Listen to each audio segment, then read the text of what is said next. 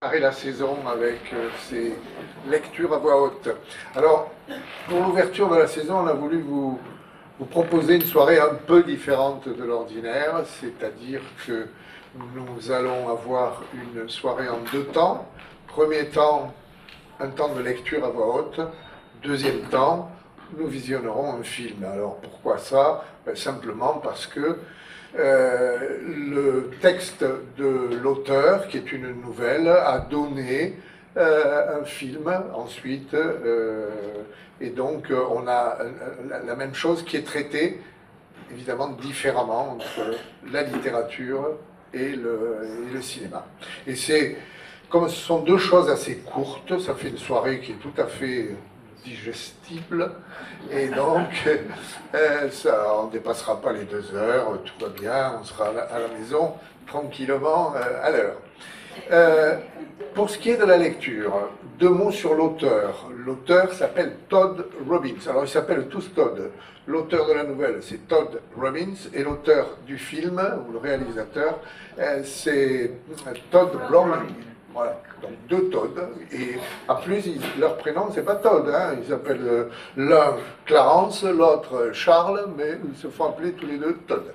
En tout cas, Todd Robbins, il est né en 1888 à Brooklyn, et il est mort à Saint-Jean-Cap-Ferrat, parce qu'il est venu s'installer pour les 20 dernières années de sa vie sur la Riviera française. C'est un monsieur qui est né sous une bonne étoile, parce qu'il était d'une famille new-yorkaise très riche.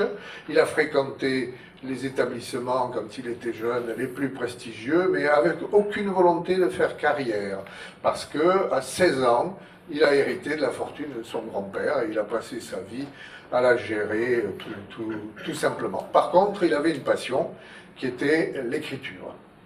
Et donc, il est devenu écrivain et puis scénariste. Aujourd'hui, on l'a totalement oublié, mais il a fait quand même plusieurs romans, des nouvelles et même un recueil de poèmes.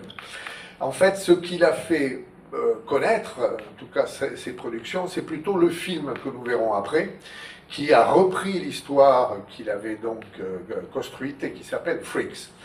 Voilà. Le film est considéré comme un film culte du cinéma, hein, c'est un film de 1932, à l'époque où on faisait énormément de films d'horreur. Hein. Par contre, le texte, il est parfaitement inconnu, il vient d'être réédité, sinon tout le monde l'avait oublié.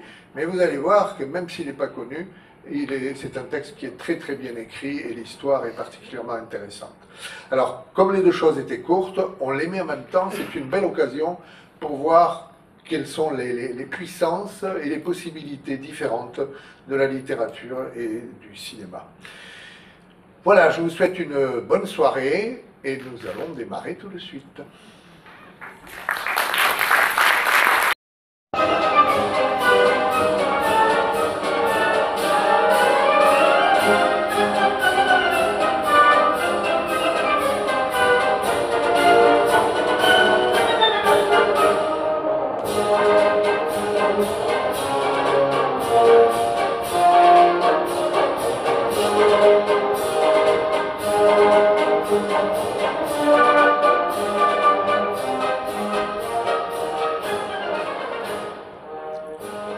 Monsieur Jacques Courbet était un romantique.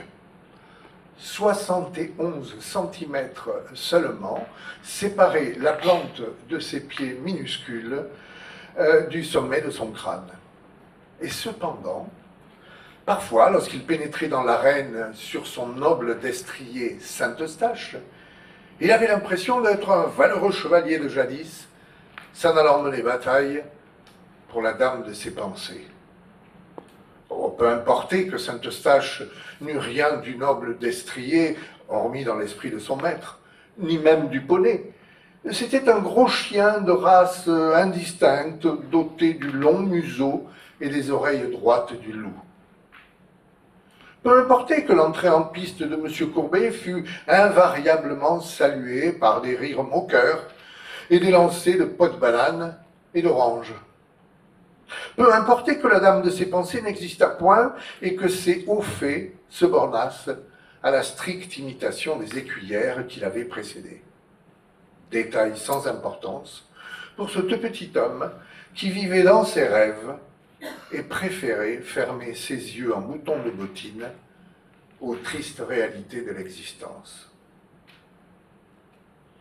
Le nain n'avait pas d'amis parmi les autres phénomènes du cirque Copeau. Ces derniers le trouvaient égoïste et renfermé. Lui méprisait leur allégeance à la réalité des choses. L'imagination était l'armure qui le gardait des regards curieux d'un monde insistant et cruel, du fouet cinglant du ridicule, des projections de peau de banane et d'orange. Sans ce bouclier, il se fût étiolé, il eût péri. Mais ces autres, pas d'armure pour eux, tout juste le cuir épais qui leur servait de peau. La porte qui menait au royaume de l'imagination leur était fermée à double tour. Bien qu'ils n'eussent aucune envie de l'ouvrir, bien que les richesses de ce monde-là ne leur manquassent pas, ils n'éprouvaient que méfiance et ressentiment pour tous ceux qui en possédaient la clé. Or, il advint qu'après d'innombrables et humiliantes cavalcades dans l'arène, que ne rendaient supportables que les rêves, l'amour fit son entrée sous le chapiteau et se signala d'un geste impérieux à M. Jacques Courbet. En un clin d'œil, le nain fut submergé par une vague de passion sauvage et tumultueuse. Mademoiselle Jeanne-Marie était une écuyère de cirque que rien n'effrayait. La première soirée qu'elle parut sur la piste, exécutant sur le dos puissant de sa vieille jument, Sappho, toute une série de brillantes pirouettes, le cœur minuscule de M. Jacques Courbet cessa un instant de battre. Grande femme blonde à la stature d'Amazone, elle avait des yeux ronds d'un bleu tendre qui ne révélaient rien de son âme de paysanne avaricieuse. Les lèvres carmin, les joues presque aussi rouges, de grandes dents blanches qu'elle montrait constamment en un sourire étincelant, et des mains si énormes que ses poings serrés étaient gros comme la tête du nain. Son partenaire de scène était Simon Lafleur, le Roméo du chapiteau. Jeune colosse basané, au regard noir et insolent, à la chevelure aussi luisante de graisse que le dos de Solon, l'otarie apprivoisée. À compter de cette première apparition, M. Jacques Courbet aima Mademoiselle Jeanne-Marie. Son corps chétif se convulsait de désir des pieds à la tête. Les charmes plantureux de l'écuyère, généreusement mis en valeur par ses collants et ses sequins, empourpraient le nain et lui faisaient baisser les yeux. Les privautés qu'elle accordait à Simon Lafleur, les frottements acrobatiques de leurs deux corps, lui faisaient bouillir le sang. Attendant d'entrer en scène, à Califourchon sur Saint-Eustache, il grinçait des dents, torturé par une rage impuissante devant ce spectacle. Debout, sur le dos de Sappho qui galopait autour de la piste, le fier Simon, en une étreinte extatique, serrait dans ses bras Mademoiselle Jeanne-Marie, laquelle levait très haut l'une de ses jambes, superbe et scintillante. « Le chien !» rondait alors M. Jacques Courbet. « Un de ces jours, je lui apprendrai à se tenir à ce grossier garçon d'écurie.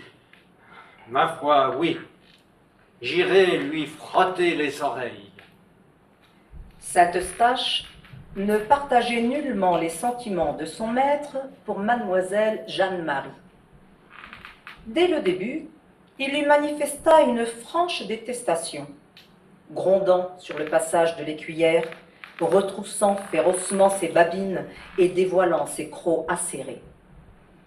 Maigre consolation pour le nain que de constater que le chien réagissait avec encore plus de hargne à la présence de Simon Lafleur. Monsieur Jacques Courbet souffrait de constater que son noble destrier, son seul ami, son compagnon de couche, n'éprouvait pas pour la splendide géante qui risquait sa vie tous les soirs devant la populace ébahie le même amour, la même admiration que lui. Parfois, lorsqu'ils étaient seuls, le nain reprochait sa grossièreté au chien. « Chien du démon, piaillait-il, pourquoi ne peux-tu t'empêcher de gronder et de retrousser tes vilaines babines lorsque l'adorable Jeanne-Marie condescend à te remarquer? N'as-tu pas un cœur sous cette rêche fourrure? Vil cabot, c'est un ange que cette femme, et tu lui montres les dents? As-tu donc oublié que je t'ai trouvé dans un caniveau parisien alors que tu n'étais qu'un chiot affamé?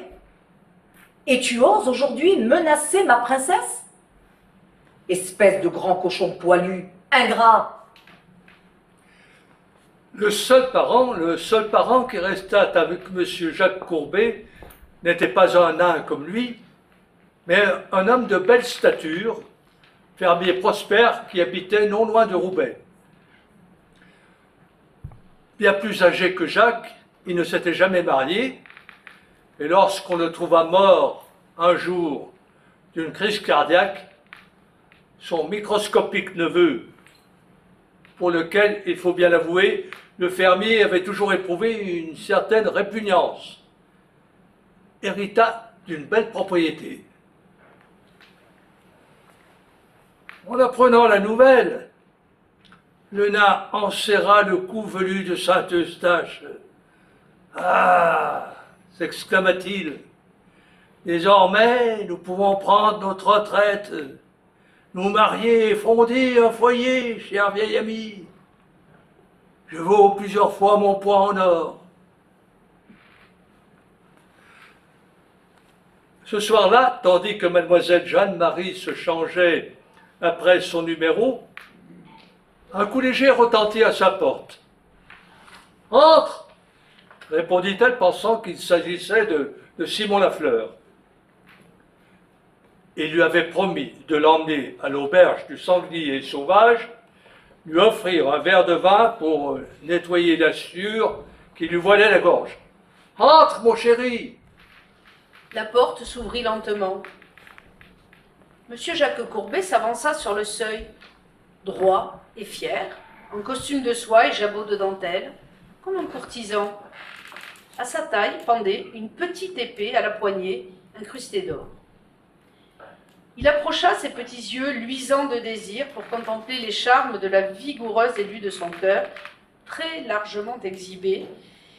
Il approcha à près d'1 mètre de la dame, assise sur sa chaise, puis tomba à genoux et posa les lèvres sur la pantoufle rouge qu'elle portait aux pieds.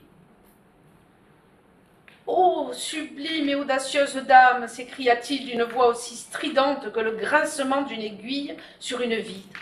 « Daignerez-vous enfin prendre l'infortuné Jacques Courbet en commisération? Il a faim de vos sourires, il brûle de se repaître de vos lèvres. Toutes les nuits, il se tourne et se retourne dans son lit en rêvant de Jeanne-Marie. »« Quelle comédie me jouez-vous là, mon petit bonhomme ?» demanda-t-elle en se penchant avec un sourire d'ogresse. « Est-ce Simon Lafleur qui vous envoie me taquiner? Que la peste l'emporte, celui-là !» répliqua le nain, ses yeux semblant jeter des éclairs d'acier. « Je ne joue pas la comédie. Le fait est que je vous aime véritablement, mademoiselle, et que je souhaite faire de vous mon épouse. Et maintenant que j'ai de la fortune, maintenant que... » Il s'interrompit soudain, le visage semblable à une pomme ridée. « Qu'est-ce donc, mademoiselle ?» lança-t-il d'une voix basse, monotone, tel le bourdonnement d'un frelon qui va piquer sa proie. « Vous riez de mon amour? Je vous préviens, mademoiselle, on ne se moque pas de Jacques Courbet. » Le visage maflu de mademoiselle Jeanne-Marie avait viré au violet sous l'effet d'une hilarité réprimée. Les commissures de ses lèvres frémissaient. Elle faisait tout son possible pour ne pas éclater de rire. Ce grotesque nabot lui faisait donc la cour pour de bon. Ce soupirant de poche osait lui proposer le mariage. Ce microbe pensait sérieusement pouvoir la mener à l'hôtel. Elle qui eût pu l'asseoir sur son épaule comme un ouistiti apprivoisé. À la bonne blague! De quoi se déchirer le corset. Elle n'avait qu'une hâte, rapporter l'affaire à Simon Lafleur. Elle le voyait déjà renverser son casque de cheveux bruns et ouvrir la bouche le plus grand possible, secoué par un grand rire silencieux. Quant à elle, il lui fallait pour l'heure dissimuler son amusement et écouter ce que les nains avaient à lui dire. Puis, tirer de cette confiserie drôlatique tout le sucre qu'elle contenait, avant de l'écraser sous le talon du ridicule. Je ne me moque pas le moins du monde, parvint-elle à articuler. Vous m'avez surprise. Jamais je n'aurais pensé, jamais je n'aurais pu deviner, même... Fort bien, mademoiselle, l'interrompit le nain. Je ne tolère point les rires. Sur la piste, je suis payé pour les déclencher, mais il faut payer pour se moquer de moi. Je fais toujours payer ceux qui se moquent de moi. Monsieur Courbet, vous ai-je bien compris? Est-ce un mariage honorable que vous me proposez? Monsieur Courbet porta la main à son cœur et s'inclina. Oui, mademoiselle. Des plus honorables. Et qui plus est, avec assez d'argent pour écarter la misère de votre porte. Voici une semaine, mon oncle est mort en me laissant ses vastes terres. Un domestique pourvoira à nos besoins. Nous aurons une voiture, un cheval, de quoi manger et de quoi boire à satiété, et tout loisir de nous distraire. Quant à vous, eh bien, vous serez une dame, une vraie. Je revêtirai de soieries et de dentelles ces courbes amples et magnifiques. Mademoiselle, vous serez heureuse comme un cerisier au mois de juin. Le sang, lentement, se retira des joues rondes de mademoiselle Jeanne-Marie. Les commissures de ses lèvres cessèrent de frémir. Ses yeux s'étaient imperceptiblement rétrécis. Depuis des années, elle était écuyère. De cette profession, elle était lasse à présent. La vie du cirque avait perdu son charme. Elle aimait le fringant Simon Lafleur, mais savait très bien que ce Roméo en collant n'épouserait jamais une fille sans dot. Prit une riche tapisserie. Elle se vit en fière propriétaire d'un vaste domaine à la campagne, prodiguant à Simon Lafleur, le temps venu, le luxe auquel il était si sensible. Simon ne se tiendrait plus de joie à l'idée d'épouser une femme avec des terres. Ces pygmées n'étaient pas bien vaillants, en général ils mouraient jeunes. Elle ne ferait rien pour hâter le trépas de Jacques Courbet, ça non. Elle serait pour la pauvre créature un modèle de bonté. Mais ce qui était certain, c'est qu'elle ne s'userait pas les yeux à pleurer la mort du nain. Tant que vous m'aimerez, rien de ce que vous souhaitez ne vous sera refusé, poursuivit le nain. Votre réponse? Mademoiselle Jeanne-Marie se pencha et d'un seul mouvement souleva de ses grands bras le petit homme et l'installa sur son genou. Instant extatique que celui durant lequel elle le maintint dans cette position, comme si il était l'une de ces immenses poupées françaises, sa minuscule épée pointant coquettement vers l'arrière. Puis, elle posa sur la joue du nain un énorme baiser qui lui couvrit le visage du menton aux sourcils. Je suis vôtre, murmura-t-elle en le plaquant sur sa poitrine généreuse. Monsieur Jacques Courbet, je vous ai toujours aimé.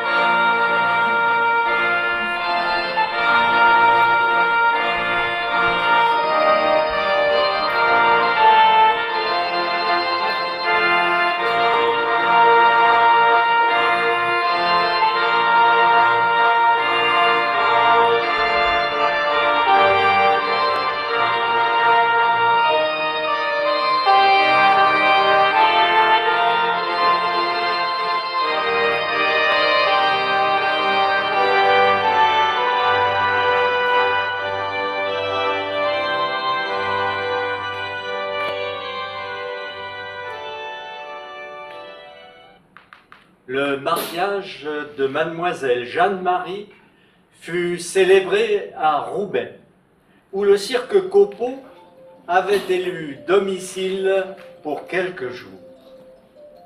Après la messe, un festin fut servi sous l'un des chapiteaux.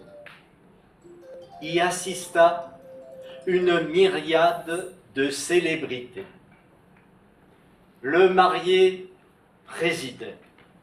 Son petit visage sombre, empourpré par le bonheur et le vin. Son menton atteignait à peine le bord de la table, de sorte que sa tête ressemblait à une grosse orange échappée de la corbeille de fruits. Saint-Eustache était couché sous les pieds ballants de son maître. Plus d'une fois, il avait exprimé par de sourds grondements son désaccord avec le cours qu'avaient pris les événements.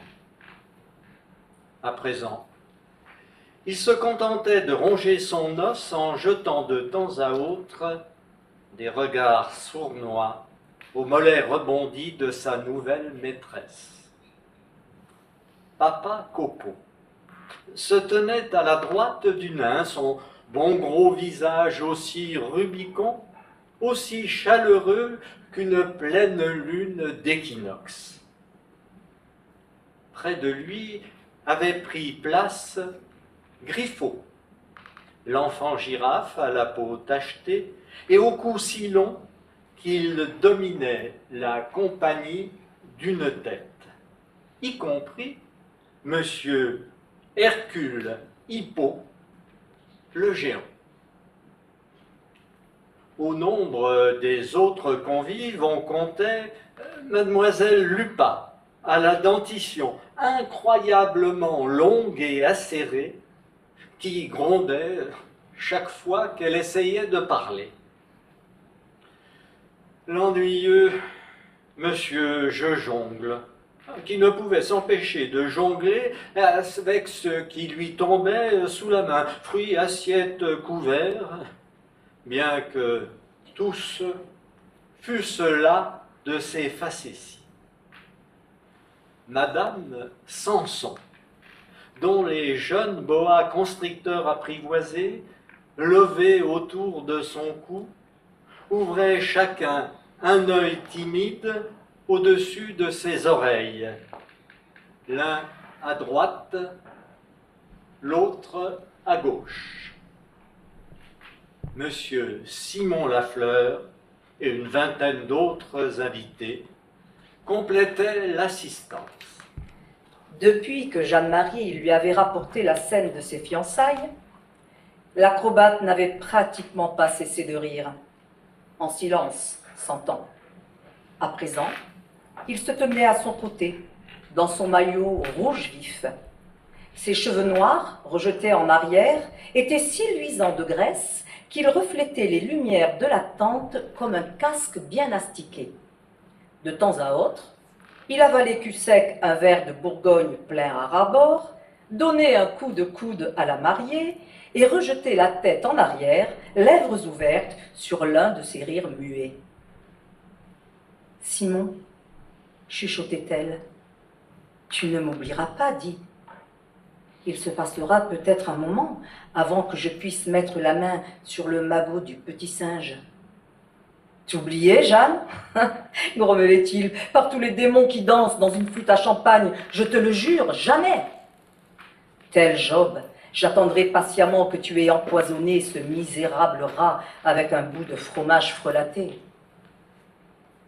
Mais dans l'intervalle, Jeanne, que feras-tu avec lui? Il ne faudra pas lui accorder de privauté. Quand je t'imagine dans ses bras, j'en ai la nausée. La mariée, souriante, jaugea son époux minuscule d'un regard expert. Un vrai Tom-pouce. Malgré tout, il pouvait vivre encore de trop longues années. Monsieur Jacques Courbet ne s'était autorisé qu'un verre de vin, mais il était cependant déjà très ivre. Son tout petit visage était injecté de sang. Il dardait sur Simon Lafleur des regards belliqueux. Se doutait-il de la vérité? Votre époux a le teint bien rouge, chuchota l'acrobate. C'est le vin. Ma foi, mesdames, prenez garde. Il pourrait bien lever la main sur vous. Sans doute n'est-il pas de tout repos lorsqu'il a bu. S'il s'avise de vous molester, Jeanne, n'oubliez pas que vous avez en Simon Lafleur un protecteur dévoué. Quel drôle vous faites, s'exclama l'écuyère en roulant coquettement des prunelles. Elle laissa un instant sa main reposer sur le genou de son partenaire. Simon, je pourrais lui fendre le crâne d'une pression du pouce et de l'index, comme une noix d'Amérique. Elle esquissa le geste et reprit pensive. Du reste, peut-être ne m'en priverai-je pas. Il se permet quelque familiarité que ce soit. Voilà, le répugnant petit singe. Il me soulève le cœur. À présent, l'effet de l'alcool se faisait sentir dans l'assemblée, particulièrement chez les comparses de M. Jacques Courbet, les autres phénomènes de foire. Griffon, l'enfant girafe, avait fermé ses grands yeux bruns et dodelinait du chef au-dessus des convives. Une moue, vaguement supérieure, lui incurvant la bouche. M. Hercule Hippo, auquel ces généreuses libations avaient donné plus de volume encore, ne cessait de répéter « Je vous le dis, je ne suis pas un homme comme les autres. Lorsque je marche, la terre tremble. » Mademoiselle Lupa, sa lèvre supérieure et velue retroussée sur ses longs crocs blancs, rongeait un os et grommelait, comme pour elle-même, des phrases incompréhensibles, tout en jetant à ses compagnons des regards féroces et méfiants. Les mains de M. Jejongle s'étaient mises à trembler. Comme il n'avait pas renoncé à sa manie de jongler avec les couteaux, les assiettes de chaque nouveau service, le parquet était jonché de tessons de porcelaine. Madame Sanson avait défait son collier vivant et nourrissait ses deux jeunes boas de morceaux de sucre qu'elle avait trempés dans du rhum. Monsieur Jacques Courbet, pour sa part, avait fini son deuxième verre de vin et fixé, les yeux plissés, Monsieur Simon Lafleur, penché à l'oreille de l'écuyère. Il ne peut se créer entre des narcisses qui ont trop bu un climat de bonne camaraderie. Chacun de ces phénomènes humains était persuadé d'être à l'origine des foules qui se pressaient tous les jours sous le chapiteau de copeaux. Échauffés par le délicieux Bourgogne, ils ne tardèrent pas à se hisser du col. Leurs égaux respectifs s'entrechoquaient rageusement comme autant de billes dans un sac. Une poudrière qui n'attendait qu'une étincelle pour exploser.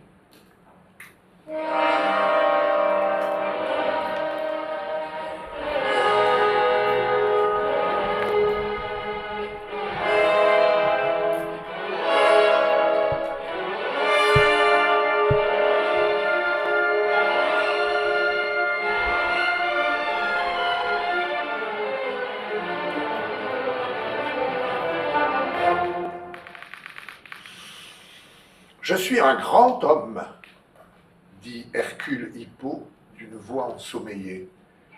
Un homme immense. Les femmes m'adorent. Ces jolies petites dames laissent leur nabot de mari à la maison et viennent me contempler sur la piste du cirque Copo. Quand elle s'en retourne chez elle, elle se moque toujours des autres hommes. Quand tu auras un peu grandi, tu pourras m'embrasser. Voilà ce qu'elles disent à leur chéri. Espèce de gros bœuf! Il y a au moins une femme ici-bas qui échappe à la règle, s'écria mademoiselle Lupa qui, par-dessus son os, lançait au géant des regards sournois et fulminants. Ta grande carcasse, ce n'est guère qu'un gros tas de viande dans laquelle, malheureusement, on ne peut planter les crocs. Tu as roulé le boucher, mon ami. Imbécile que tu es. Ce n'est pas toi que les femmes viennent voir. Tu crois qu'elles se dérangeraient pour un troupeau de bestiaux? Ah non, diable, non. Elles viennent de tous les coins du pays voir la seule créature de leur sexe qui ne soit pas une vilaine chatte. Exactement, fit Papa Copo en se frottant les mains, un sourire conciliant aux lèvres. Pas une chatte, mademoiselle, mais une louve. Quel sens de l'humour, c'est à se tordre. Je ne manque pas d'humour, en effet, consentit mademoiselle Lupa en retournant à son os. Ni de dents à serrer, que les mains ne s'égarent pas. Monsieur Hippo, mademoiselle Lupa, vous êtes tous les deux dans le faux, fit une voix qui semblait venir du toit. Assurément, si les gens viennent, c'est pour me voir moi et nul autre. Tous levèrent les yeux vers le visage hautain de Griffo qui tanguait lentement sur son interminable cou. C'était lui, en effet, qui avait parlé, bien que ses yeux fussent restés clos. Quel colossal toupet, proféra madame Samson, comme si mes chers petits n'avaient pas leur mot à dire sur la question. Elle ramassa les deux jeunes boas qui s'étaient affalés, ivres, sur son giron, et les brandit tels des fouets en direction de l'assistance. Papa Copo ne le savait que trop. C'est bien pour admirer ces deux trésors, Marc-Antoine et Cléopâtre, que les gens se ruent sur ces baraques foraines. Ainsi, mis en demeure de se prononcer, le propriétaire du cirque, perplexe, plissa le front.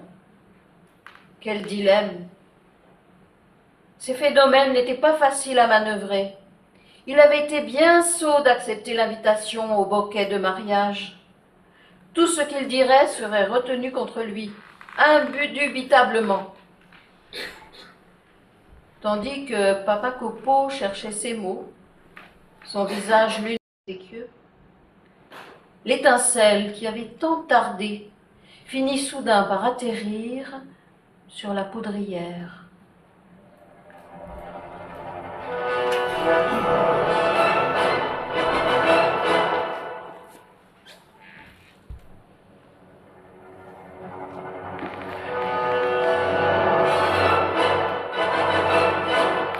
Il ne fallut pour cela qu'un moment d'inattention de la part de M. Jojongle, entièrement absorbé par une conversation à laquelle il voulait désormais se mêler.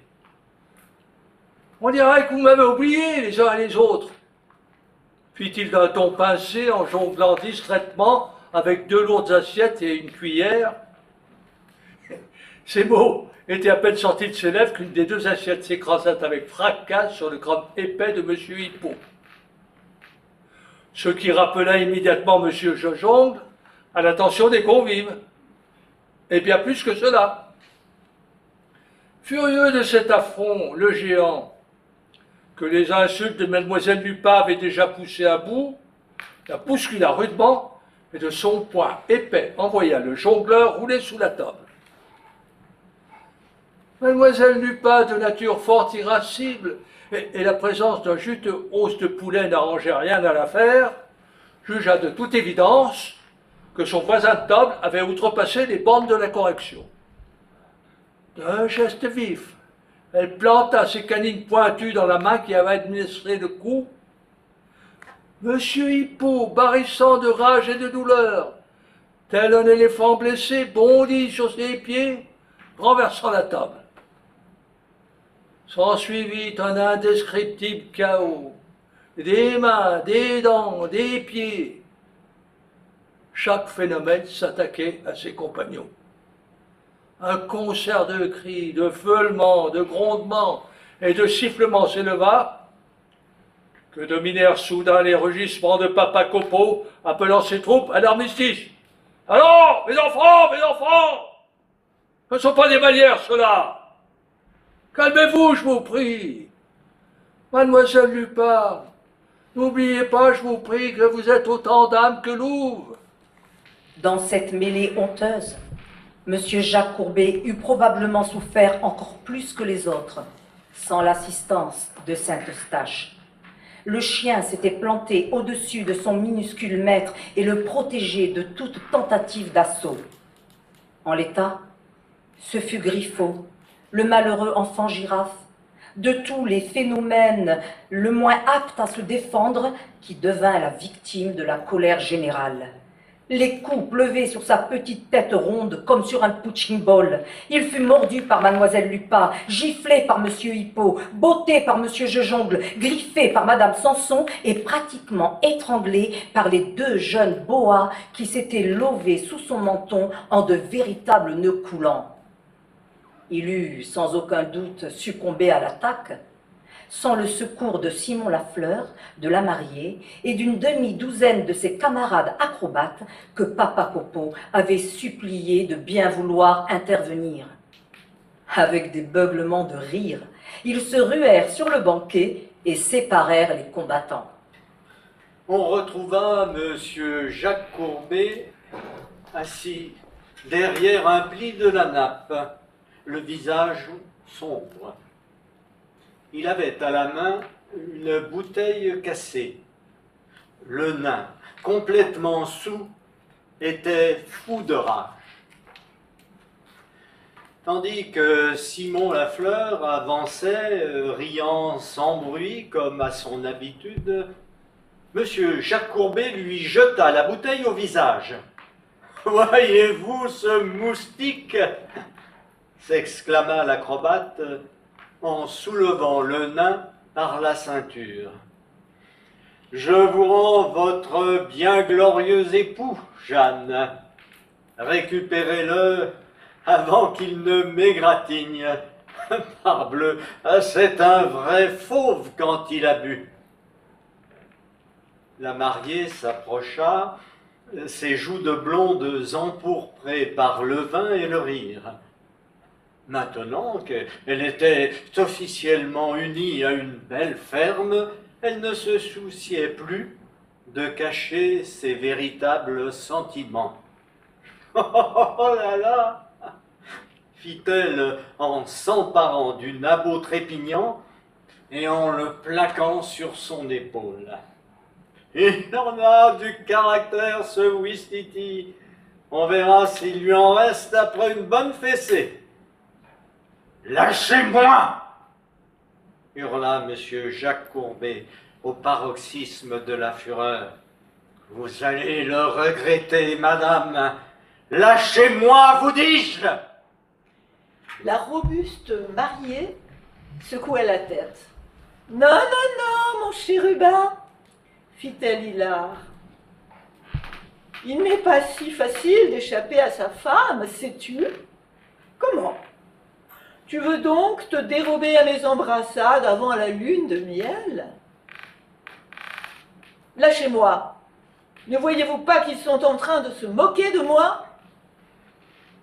Ouh, pourquoi ne se moqueraient-ils pas, mon singe de poche ? Qu'ils rient donc, si ça leur plaît. Moi, je ne te lâcherai pas, non ? Non. Et je t'emmènerai perché ainsi sur mon épaule jusqu'à nos terres. J'instaurerai alors une coutume que les futurs épousés auront quelque mal à respecter. Ma Jeanne, voyons, la ferme est à bonne distance, dit Simon Lafleur. Tu es forte comme un bœuf. Et lui n'est guère plus qu'un ouistiti, mais je parie une bouteille de Bourgogne que tu t'en déferas en chemin. Pari tenu, s'exclama l'écuyère avec un sourire qui découvrit ses belles dents blanches. Tu perdras, Simon, car je le jure, je me sens de force à porter mon singe de poche d'un bout à l'autre de la France. Monsieur Jacques Courbet avait cessé de lutter. À présent, il se tenait bien droit sur les larges épaules de sa femme. Il était passé des paroxysmes enflammés de la passion aveugle au gouffre de la rage la plus glaciale.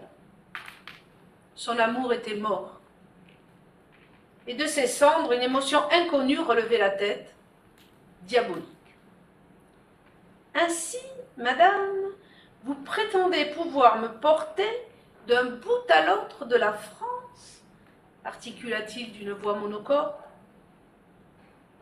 D'un bout à l'autre de la France. Je ne suis pas près de l'oublier, madame. Allons-y, s'écria la mariée, il est temps. Simon et vous autres, me suivrez-vous que je remporte mon pari sous vos yeux? Ils sortirent tous du chapiteau.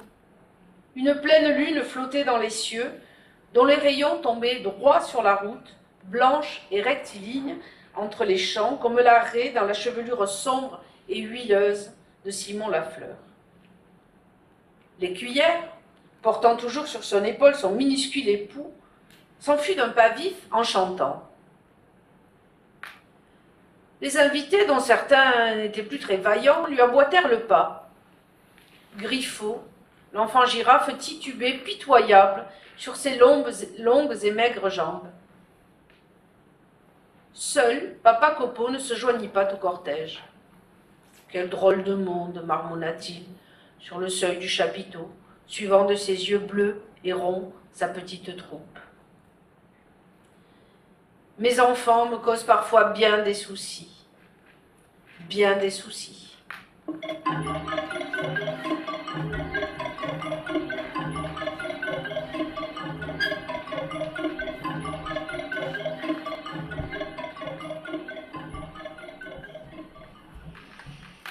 Une année s'était écoulée depuis les noces de mademoiselle Jeanne-Marie avec monsieur Jacques Courbet. Le cirque Copeau s'était une fois encore installé dans Roubaix. Pendant plus d'une semaine, les campagnards étaient venus en grand nombre, depuis des kilomètres à la ronde, admirer les phénomènes de foire.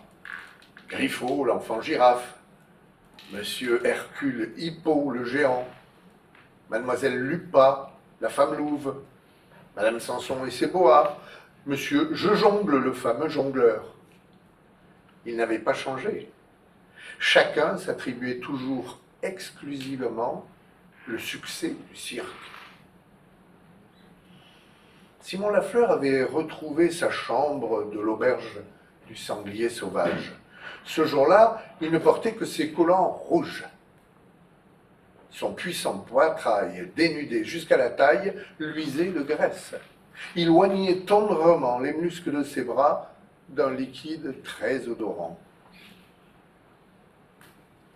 Retentit soudain dans les escaliers un bruit de pas pesant, laborieux. Simon leva la tête, un sourire éclatant de ceux qui lui avaient gagné plus d'un cœur d'écuyère sur la piste, chassa les nuages qui avaient quelque peu assombri son front. « Ah, ce doit être Marcel, se dit-il, ou Rose, la jeune Anglaise, ou peut-être la petite Francesca, quoique sa démarche soit plus légère. Oh, bah, peu importe, qui que ce soit, elle est la bienvenue. » Les bruits de pas, traînants et lourds, avaient atteint le palier à présent. Encore quelques instants, et ils s'interrompirent de l'autre côté de la porte. On frappa timidement. Le sourire de Simon s'élargit encore. Et si c'était une admiratrice inconnue qui a besoin de quelque encouragement? et d'ajouter à voix haute « Entrez, mademoiselle !» La porte s'ouvrit lentement. La visiteuse apparut à Simon. C'était une femme grande et fort maigre, vêtue à la manière d'une paysanne. Le vent lui avait rabattu les cheveux sur le visage. D'une grande main calleuse, elle les rejeta en arrière et fixa l'acrobate d'un regard scrutateur. « Vous ne vous souvenez donc pas de moi ?» finit-elle par demander. De perplexité, le front de Simon Lafleur se creusa de 2 lignes, juste au-dessus du nez qu'il avait romain. Il secoua doucement la tête. Lui qui avait connu tant de femmes ne savait plus que penser. Pouvait-on, en toute honnêteté, poser ce genre de questions à un homme qui avait depuis longtemps quitté l'enfance et qui avait bien vécu? Les femmes changent si vite. Il se pouvait en effet que ce sac d'os lui eût autrefois semblé désirable, parbleu, ce que le destin est fin prestidigitateur. Il lève la main et hop, les beautés se transforment en laiderons, les bijoux en cailloux, les soirées et les dentelles en cordes de chanvre. Le galant qui valse ce soir au bal du prince dansera peut-être demain le pied plus léger encore sous la potence. Ce qu'il fallait, c'était vivre et mourir le ventre plein, digérer tout son content. C'était cela le but de l'existence. Ainsi donc, vous m'avez oublié, reprit-elle.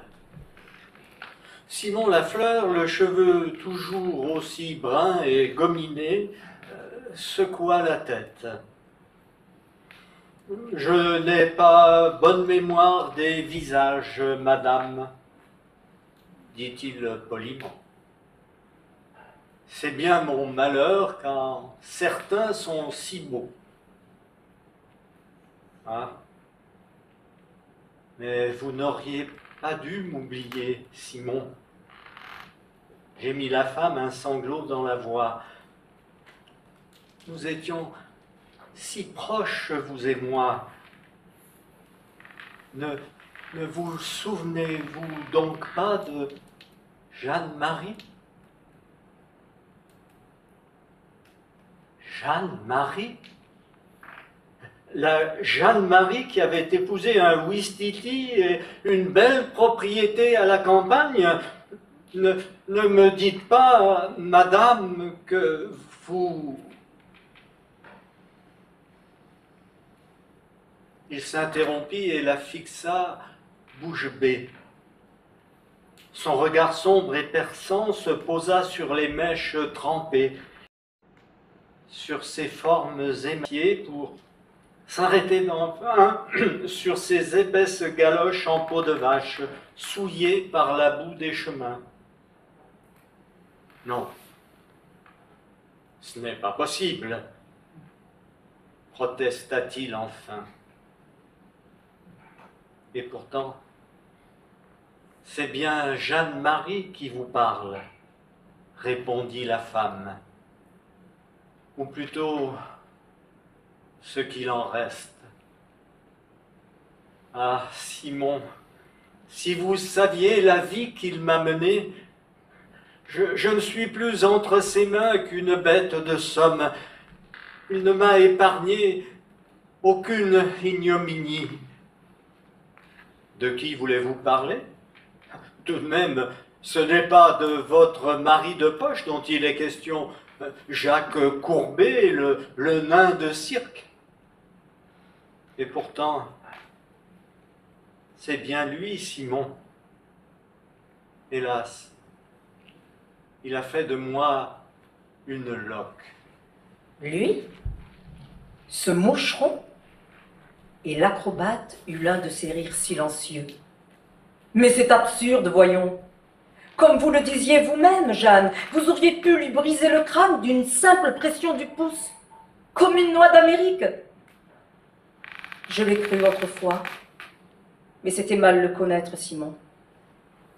J'ai cru le pouvoir traiter à ma guise, puisqu'il n'était qu'un tout petit homme. J'avais l'impression d'avoir épousé une poupée. Et je m'étais dit, avec lui, je pourrais sûrement jouer aux marionnettes.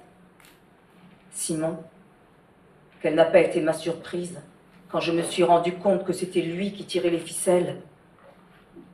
Mais Jeanne, je n'y comprends rien. À tout moment, vous pouviez le rappeler à la raison par une bonne gifle. Peut-être l'aurais-je pu. Acquiesça-t-elle d'un ton là, si Saint-Eustache n'avait pas été là. Ce chien-loup me hait depuis le tout premier jour. Il me suffisait de répondre un tant soit peu insolemment à son maître pour qu'il montre les crocs. Un jour, au tout début de notre vie commune, j'ai levé la main sur Jacques Courbet. L'animal m'a sauté à la gorge et je crois qu'il m'aurait mise en pièces si le nain ne lui avait pas donné l'ordre de me laisser en paix. J'étais vigoureuse, Simon. Mais même à cette époque, je n'aurais pu me mesurer à un loup. Et le poison, vous auriez pu... Ah oui, bien sûr. J'ai pensé au poison, moi aussi. Mais cela n'aurait servi à rien. Saint-Eustache n'acceptait rien de ma main.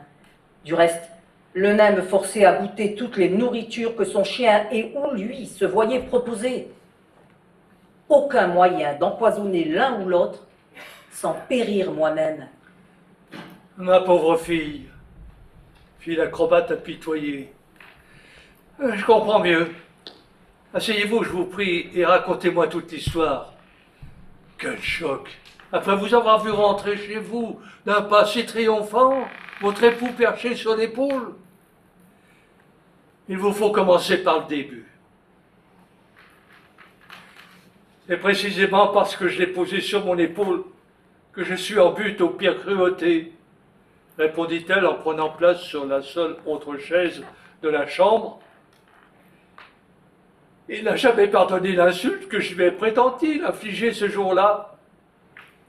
Vous souvenez-vous que je m'étais vanté de pouvoir le porter d'un bout à l'autre de la France? Je m'en souviens, oui. Eh bien, Simon, ce petit diable a mesuré à la lieue près la distance que cela représente.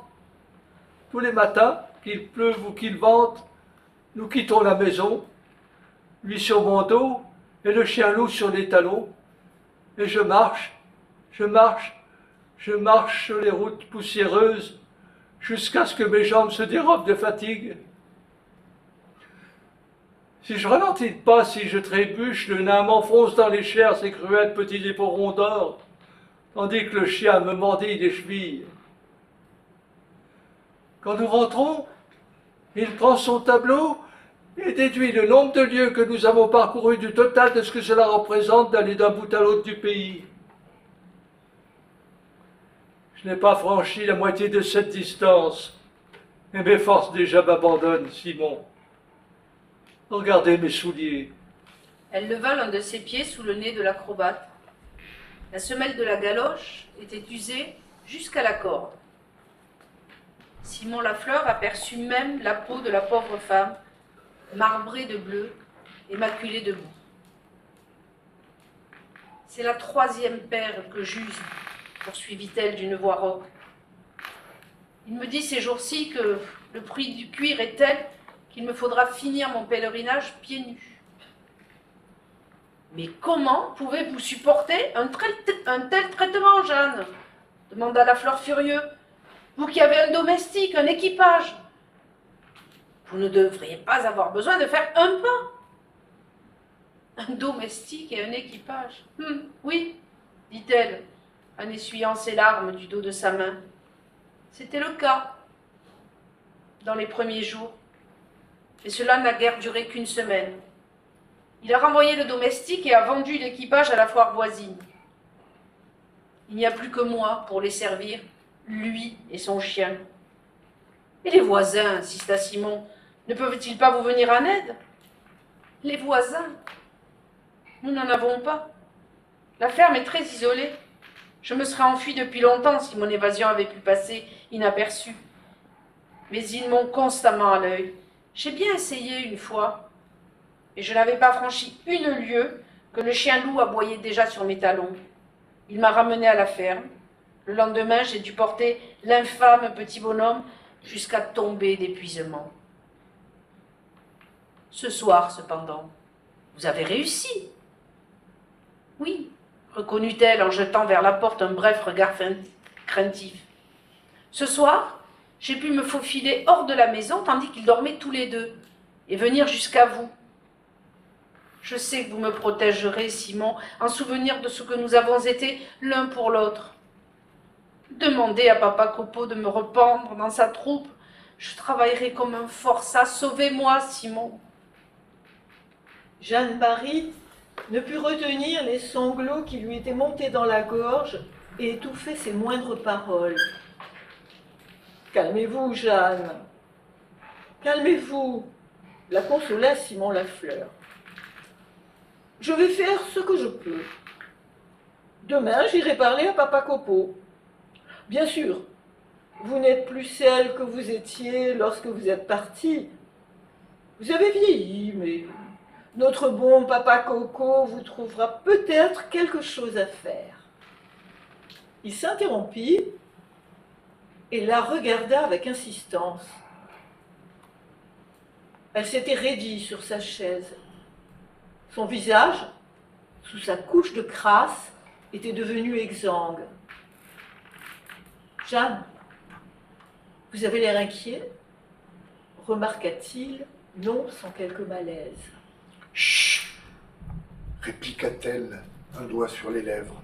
« Écoutez. » Simon Lafleur eut beau tendre l'oreille, il n'entendit que le clapotis de la pluie sur le toit et les soupirs du vent dans les arbres. Un silence inhabituel avait envahi l'auberge. « Vous ne l'entendez donc pas ?» s'exclama-t-elle, haletante. « Simon, il est dans la maison, dans l'escalier même. » L'acrobate, qui avait l'ouïe moins fine, finit par percevoir le son que sa visiteuse entendait depuis une bonne minute déjà. C'était un tapotement régulier, difficile à distinguer du bruit de la pluie qui coulait de la gouttière. De seconde en seconde, cependant, il se faisait de plus en plus proche, de plus en plus distinct. « Oh, Simon, au secours, au secours !» s'écria Jeanne-Marie. Elle se jeta aux pieds de l'acrobate et lui en serra les genoux. « Au secours, c'est Saint-Eustache !»« Femme, vous délirez !» fit Simon avec colère. Malgré tout, il se leva. « Il y a d'autres chiens de par le monde. Au premier étage vivent un aveugle et son chien. C'est celui-là peut-être que vous entendez. »« Non, non, non, c'est le pas de Saint-Eustache. Seigneur, si vous aviez comme moi vécu un an avec cet animal, vous le reconnaîtriez aussi bien que moi. Fermez la porte, tirez le verrou. » « Certainement pas, » répliqua Simon Lafleur d'un ton de mépris. « Croyez-vous que je m'affole aussi facilement? Si c'est le chien loup, tant pis pour lui. Ce ne sera pas le premier cabot que j'étranglerai de mes propres mains. » Toc toc. Toc toc. Les pas avaient atteint le premier étage. Toc toc. Toc toc. Dans le couloir, plus rapide. Toc toc, toc toc. Soudain, plus un bruit. Suivit un silence de mort.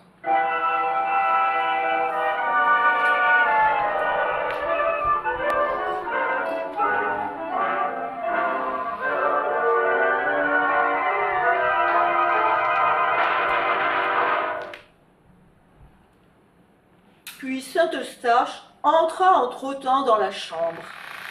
Monsieur Jacques Courbet le chevauchait, comme il l'avait fait si souvent sur la piste. Il brandissait une minuscule épée dont l'éclat froid semblait se refléter dans ses petits yeux en boutons de bottines. Le nain fit stopper le chien au beau milieu de la pièce. En un seul regard, il perçut la silhouette prostrée de Jeanne-Marie. Saint-Eustache sembla lui aussi l'avoir remarqué.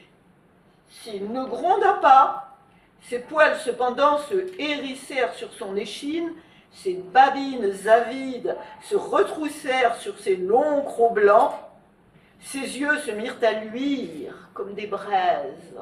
« C'est donc ainsi que je vous trouve, madame ?» dit enfin Jacques Courbet. « Il est heureux que mon destrier puisse suivre à la trace mes ennemis et les pourchasser s'il le faut en rase campagne. Sans lui, j'aurais eu quelques difficultés à découvrir votre refuge. Eh bien, c'en est fini de ce petit jeu. Je vous surprends dans les bras de votre amant. » « Non, Simon Lafleur n'est pas mon amant, sanglota-t-elle. C'est la première fois que je le revois depuis notre mariage, je vous le jure. Une seule fois suffit, dit le nain d'un ton résolu. L'insolent palefrenier mérite un juste châtiment. Non, épargnez-le, suppliait Jeanne-Marie. Ne lui faites pas de mal, je vous en supplie, il ne savait rien de ma visite. Gémissement que Simon Lafleur noya sous une avalanche de rire. Frugit-il, les poings sur les hanches. Tu veux me punir, c'est ça? Non d'un chien. Oh, tes pauvres trucs de cirque ne marcheront pas avec moi. Allez, microbe qui se rémousse comme une puce sur le dos d'un molosse. Sors d'ici avant que je t'écrase. Pousse, file, disparais. Il se tut, bomba son torse puissant, gonfla ses joues et souffla de toutes ses forces sur le nain. « Prends ton vol, boucheron !» beugla-t-il. « Si tu ne veux pas que je te réduise en purée !» Ce torrent d'insultes laissa M. Jacques Courbet de marbre. Il se tenait raide, comme un piquet, à cheval sur Saint-Eustache, sa toute petite épée reposant contre sa toute petite épaule. « Vous avez fini ?» se contenta-t-il de dire, lorsque l'acrobate eut épuisé son répertoire d'insultes. « Très bien, monsieur, préparez-vous à l'assaut de la cavalerie. » Il se tut, puis reprit d'une voix claironnante. « Saint-Eustache, à l'attaque !» Le chien prit son élan, et la seconde d'après, son minuscule cavalier bien en selle sauta sur Simon Lafleur. L'acrobate n'eut pas le temps de se dérober. Bientôt, ces trois-là se livrèrent d'un combat sans merci. Ce fut sanglant. Tout herculéen qu'il fût, Simon Lafleur avait été renversé par le bond inattendu du chien, dont les mâchoires se refermèrent sur son bras droit, le lacérant jusqu'à l'os. Puis, le nain, accroché à la fourrure du chien, enfonça sa petite épée dans le corps de l'acrobate terrassé. Simon Lafleur lutta non sans courage, en vain cependant. Elle releva la tête, comme un ours dompté répond à l'ordre de son maître. « Souhaitez-vous que je vous porte ?» Les lèvres qui prononcèrent ces quelques mots avaient perdu toute couleur. « Ah, mais vous avez raison, madame, murmura le nain, j'oubliais notre petit pari. Oui, volontiers. Il faut du reste que je vous félicite, madame. Vous avez déjà parcouru près de la moitié de la distance. » Près de la moitié de la distance, répéta-t-elle d'une voix morne. Oui, madame, j'imagine que lorsque vous en aurez fini, vous serez la plus docile des épouses. Après un bref silence, il ajouta pensif. Incroyable la rapidité avec laquelle on peut purger une femme de ses démons grâce à des éperons.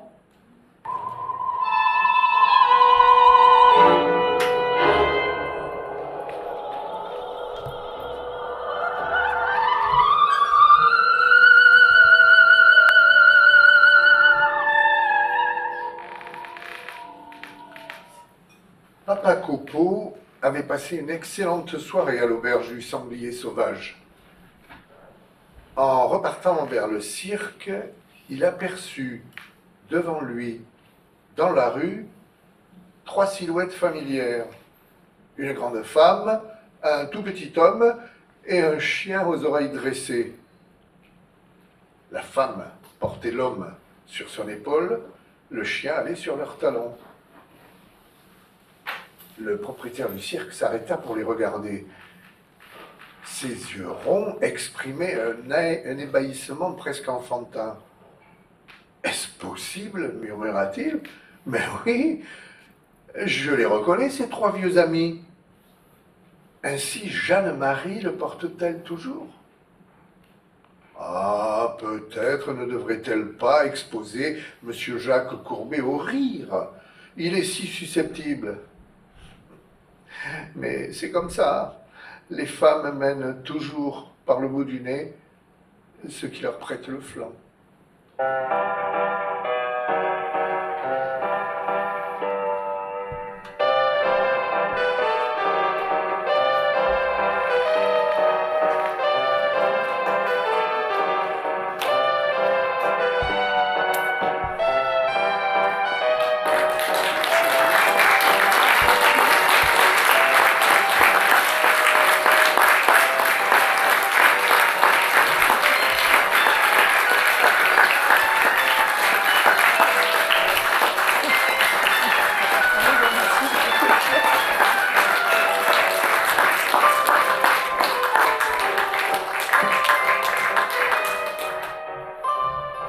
Merci beaucoup. Un grand merci à Jean, à la technique.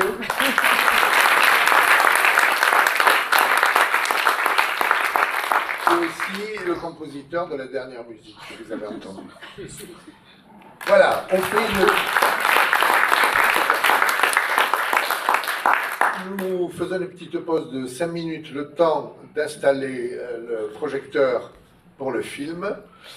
Puis nous enchaînons directement sur le film et après il y aura quand même une troisième mi-temps.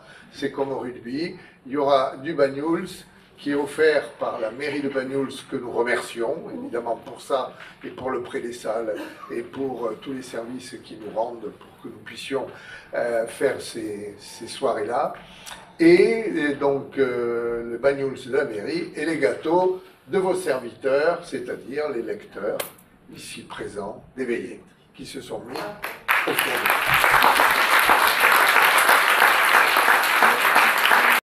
Il est éteint, mon Bernard ? J'y vais.